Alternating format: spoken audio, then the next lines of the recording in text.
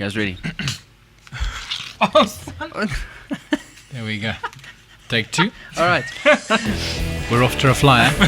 From the sink. Hello and welcome to Hit Repeat. I'm Conbad. That's Damien. That's Jade. Say hi, guys. Hi guys. There we go. That's a good So we're gonna fun. first thank our sponsors. As said, is water from the sink. Yeah, no, we couldn't have done this at all without our sponsors. Fresh water and used Thank you water. so much. The municipality of Tshwane here you in go. South Africa. So just so you, the audience, understand what's going on, we are talking about music. There you go. That's it. That's pretty much it. So today's episode is called Less is More and the Power of a Pause, or Knowing When to Shut Up and Other Traits of Mature Musicians. Oh, man. Before we go, I'm out of here. See you, Damien. Cheers. before we go, Damien, just introduce yourself. Tell us a bit about who you are and how you ended up in music. I am Damien, and I'm just lurking with intent. I am just here for the free raw meat in a bowl and sink water and to talk about music. But no, just love music and love guys who love music and. And you're also a phenomenal guitarist. No, He's really but yeah, I humble. think that's all of us. I think we all musicians to some degree, some more than others, but like just enjoy a good chat about music and kind of want to see where it goes. So I think tonight's going to be fun. Yeah, man. Okay, Jed, and you. Well, I'm the American. I'm going to apologize in advance for all of our listeners in the Southern Hemisphere. I've got a horrible accent, but those of you in the Northern Hemisphere, forgive these guys in here. I apologize on their behalf. That's fun. My voice is nasal, so So that's American. I'm also a music dude, and Yeah, he's a music dude. you had me at music. well, it's hard to talk about where you've been in music and not sound like a total douchebag. So I'm just gonna leave that pregnant pause, and, We should actually... and yeah, we'll learn about it as we go. Yeah, I mean, we should actually have gone that I introduce you and you introduce Damien, and Wow. because then you can actually say stuff. But We can he's always retake. Damien. Will you introduce Jed? Who is Jed? Andrew Jed, he's the American dude. The American dude in the trio. No, but he's an excellent musician and producer and amazing father of 2 and husband of 1. But yeah, just a guy who we've got to know over the years, and then he left and then he came back like the prodigal. That's and true. And he's back and just over I think it was a burger and a couple of weird beers. We have had a conversation, and thus an evening like this was born, where we get to talk about music and what we love about it. And Andrew just brings a perspective that we, as South Africans, maybe. Talking to the mic there. Can you, sorry. There we go. As South Africans, maybe just an angle that we is just like really new and fresh for us, and that I think that's our friendship is based on just a love for music.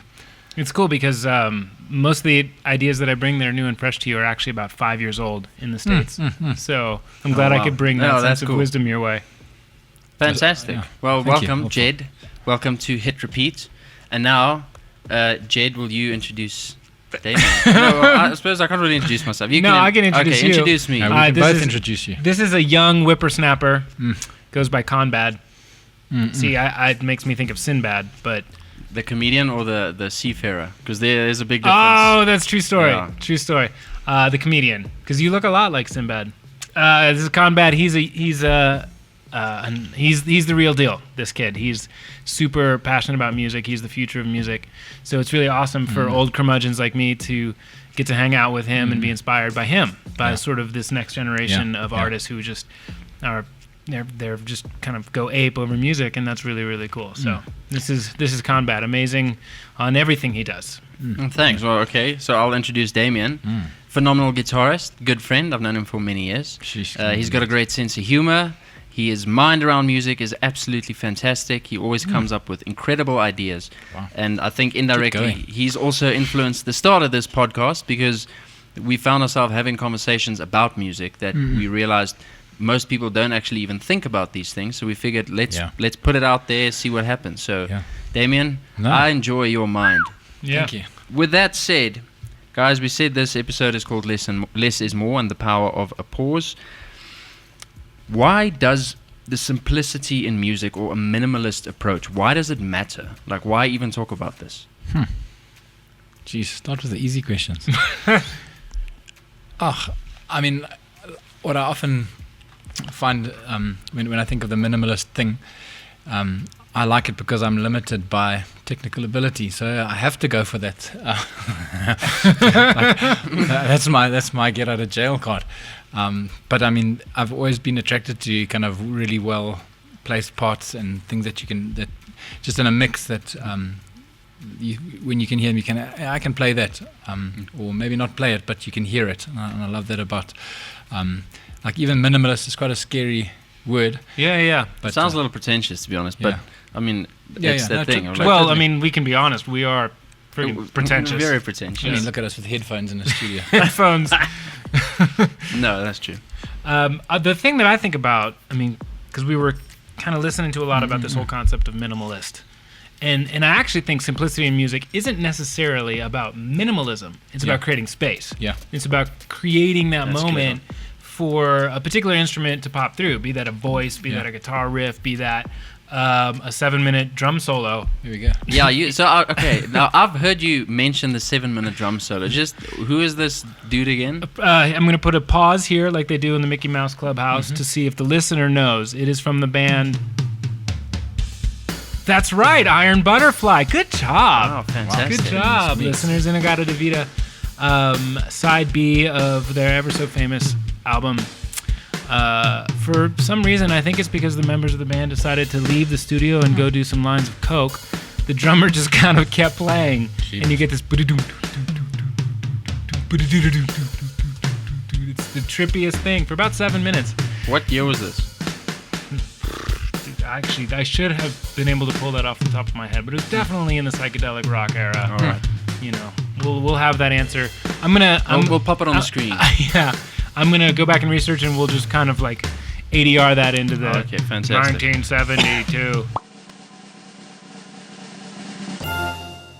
No, so you had this. All right, so that's one sort of hilarious example. I think that approach really is. It's not about not playing cool or complicated parts. It's about choosing when to have those in the song to create space. Obviously, it's intuitive, right? That, you know, you have a song come in and then you've got a singer do a thing. Maybe there's an instrumental hook at the beginning and then the band kind of steps back for the singer. That's intuitive to a good song. I think artists, when we write songs, we think in terms of that, or when we write hooks for a song. But, you know, are you playing the hook through the entire song? Because that gets ridiculous. You know, are you playing something that's totally covering what the singer is doing, or are you a drummer that's doing some crazy Neil Peart fill when you're not Neil Peart? No. You know, because you think that that's what the song needs, when in reality it doesn't need that. It needs something that the listener can pay attention to. So to me, you know, you run the spectrum of simplicity from like sparse and open and letting that be the vibe, to being complicated, but being complicated in the right spaces. Does that make sense to you guys? No, well, I mean, so you mentioned now of doing a Neil Peart full, but Phil, not a film, or a full, Okay, so a Neil Peart fill. Thank you. Like, is that necessary when there's no space? Because I mean, so I don't know if anyone listening knows where the term fill comes from. But I can only imagine it's like, hey, there's nothing going on here. Fill it. I don't know. I don't know. That's exactly what drummers want to hear. Oh, really? Okay. Yeah. All right. And then do something tasty, you know, and then and what then? And you mentioned it earlier, like giving space to breathe, or like, well, breathing space and space to, because essentially music's like a dance as well.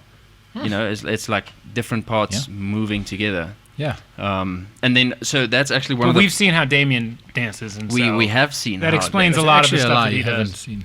No, but actually thinking back to like a conversation in your kitchen in your old house, like when we talked about less is more and talking to musicians, like don't go overboard with parts and stuff.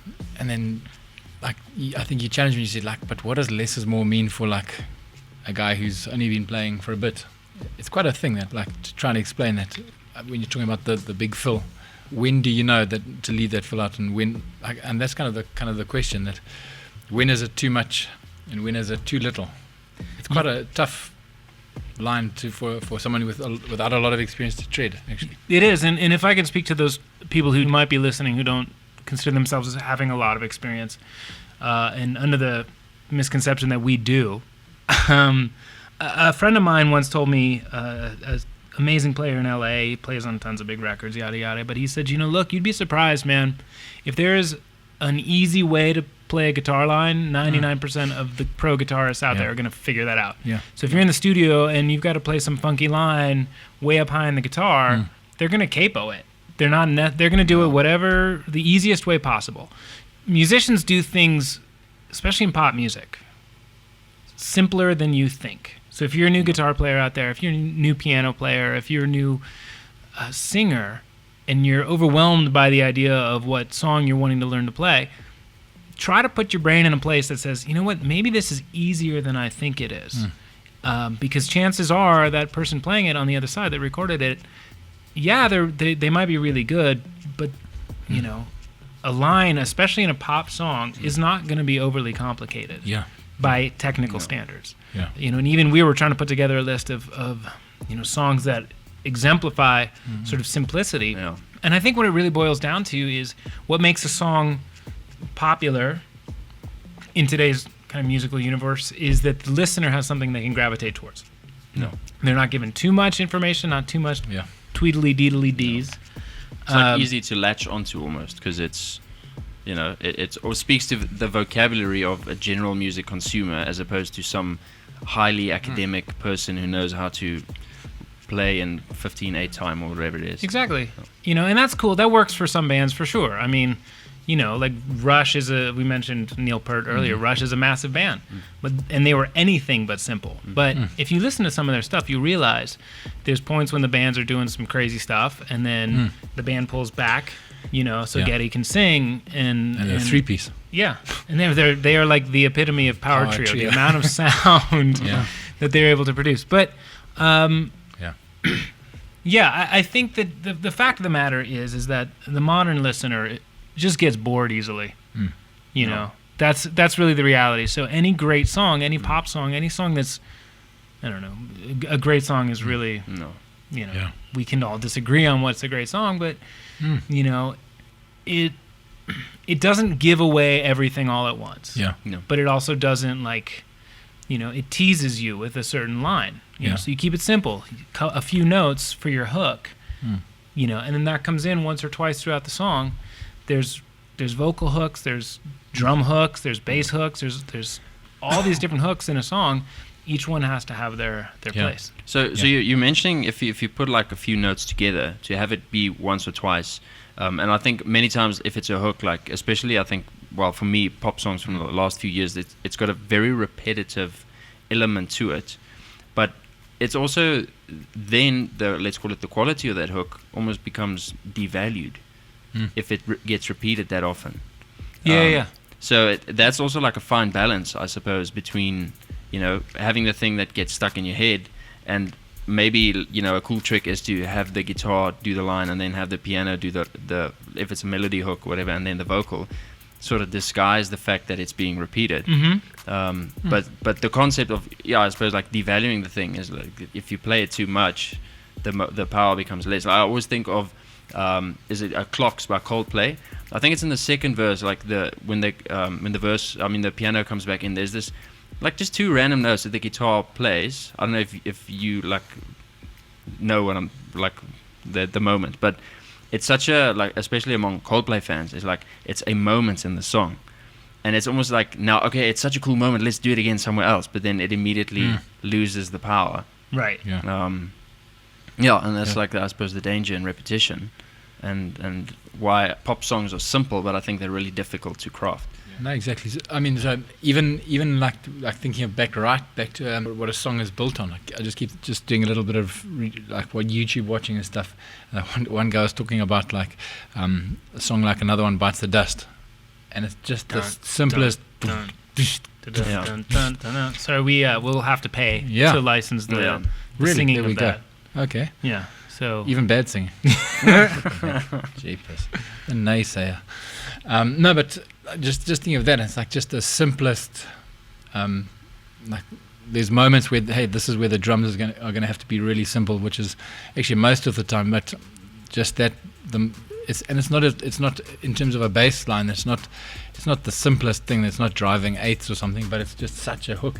I just think there's moments where maybe the drums would be like really busy and the bass is gonna have to sit back, and that's what I love about music. There's no rule to it. And I just actually remember a conversation with another friend, and he was talking about young musicians coming up, and he was doing a few sessions and stuff. And he said, "Sure, there's a lot of guys coming up with a lot of chops, but thank God I've got experience on my side." And I often think that like when young musicians learn the instrument, they get technical, but then you almost have to kind of reinvent what you've learned and say, how does it fit into real music? And that's where your ears. It's like this library of music that's in your head that you kind of sifting, and on the fly you have to kind of say, how would this work in a production if you're playing in a live setting or whatever. But there's something about experience, and I think experience playing wise, but listening wise, you're always learning. Well, a good example of that in my brain just popped into my mind. The story of Tom Petty's Free Fallin', and how it even came up. The backstory of that song is wonderful. Cool. There's all kinds of awesome stories about these songs. Anyway, so he was sitting down on a piano. You know the hook goes dun dun dun dun dun. No. He sat down on the piano and he started playing dun dun dun dun dun ba da da da da dun dun. And his producer sat down and he's like, no, just the first bit. Yeah. Dun dun dun dun dun. And he said, and that's it, only that. And then Tom was like, okay. And then they said, let's get in the studio, let's record it now, and just throw out some lyrics. And of course, Tom Petty. And literally, pretty much the entirety of that song is lyrics he made up on the spot. In the room, just kind of almost making fun of the concept. Yeah. And then behold, cool. It becomes one of the, the classic. How often does that happen? That like you hear stories of this song just exploded, and it's literally something they put together. More often than you realize. Yeah. Because I know that was it Shape of You? I think we spoke about this a while ago, Damien. Shape of You, I think, was written in like 10 minutes, basically. And you know what the most streamed song on Spotify is? It is probably an Ed Sheeran song, eh? It's Shape of You. Oh, fantastic. And if you listen to it, this is, quick note, we're stoked to develop a playlist on Spotify. Oh, for sure. For this podcast. We're going to reference a lot of songs, and we're going to put every song up on this playlist that we're referencing so that you, the three listeners out there, that you, the listeners out there, can go on and hear what we're actually talking about. Bury your head in some headphones. Because one really amazing way to hear what we're talking about as far as where a hook is played, and is it played by multiple instruments, this line, is it played on piano and then guitar and then the voice, is when you put on headphones, you can hear how producers in the studio will put stuff on the left channel and the right channel. We call it panning. And that's another avenue that opens up space for parts to fit in a song. But Shape of You is somewhere in the 2 billion streams on Spotify. And if that was written in 10 minutes, I'll take your word on that one. Ed, can you just hit me up with a WhatsApp and let me know if our story is true? No, but there's a whole documentary on it. No. So hold that point, because I want to latch that on with having, like you said, a library in your head. But that's unfortunately all we have time for today. So we'll continue in the next part and then just continue this conversation. But quickly, to end it off, out of everything we've mentioned, what are you going to research? So out of the topics we've discussed, bands, songs, anything that you don't know, or write a song in 10 minutes? So, okay, he's going to go write a song in 10 minutes. Do it. He'll play the song in the top of the next podcast. Right. Cool. Well, I'm gonna go look at the 7 minutes drum solo from Iron Butterfly. You should, and I'm gonna look up the whole. I don't know what the hell I'm gonna do. I know it all, so I'm not gonna do anything. I'll suggest go listen to Clocks and see if you can find those by Coldplay. There's two notes that I mentioned. Conrad will tell you what. I'll tell you. Leave it to the younger generation. Sure. Fine. But then just a few announcements. We're gonna start doing a thing where we have a bowl called the Take Your Pick Bowl. And we have a few, I suppose we can use that bowl. The Biltong Bowl. But you can give us some announcements of, it's basically a pull it out and there's a question on there that we need to answer based on, I suppose, a personal experience, whatever. So if you have any suggestions, pop it in there. Check us out on YouTube, check us out on Instagram and Twitter and TikTok. Handle is @HitRepeatOfficial. What is that? What, TikTok? And can I just say for the record, since I am of a certain age, I hate social media. So anything you see posted will be from. I like anti-social media. From this dude, yeah. I hear they have a good one coming out of Nome, Alaska. Anti-social media. Thanks so much for listening, guys. Tune in for the next episode. This was Hit Repeat with Conbat, Damien, and Jed.